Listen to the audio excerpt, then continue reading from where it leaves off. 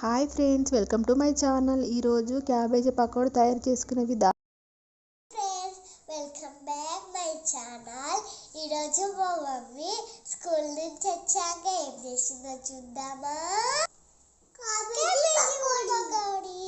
Let's go. తయారు విధానాన్ని చూడండి. Let's go. నచ్చితే లైక్ చేయండి, షేర్ చేయండి, సబ్స్క్రైబ్. బాయ్. మరిన్ని వీడియోస్ కోసం లైక్ చేయండి. బాయ్. క్యాబేజీ పకోడీ తయారు చేసే విధానం.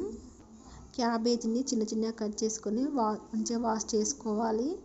వాష్ చేసుకున్న తర్వాత 3 టేబుల్ స్పూన్స్ శనగపిండి వేసుకోవాలి. తర్వాత 2 టేబుల్ స్పూన్స్ బియ్యం పిండి వేసుకోవాలి. రుచికి సరిపడా కారం వేయాలి. సాల్ట్ కూడా వేసుకోవాలి.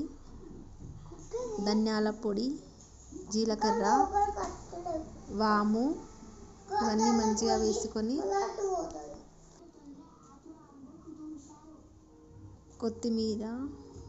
కొత్తిమీర అండ్ అల్లం వెల్లుల్లి పేస్ట్ వేసుకోవాలి. ఇవన్నీ ఒకసారి మంచిగా కలిసేలా కలుపుకోవాలి. నేను చూపించే విధంగా కలుపుకోవాలి.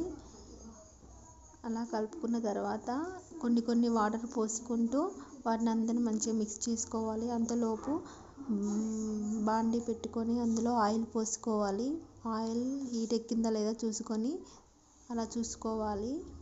చూసుకున్న తర్వాత మనం కలుపుకున్న పకోడీని ఒక్కొక్కటిగా నేను చూపించే విధంగా వేసుకోవాలి.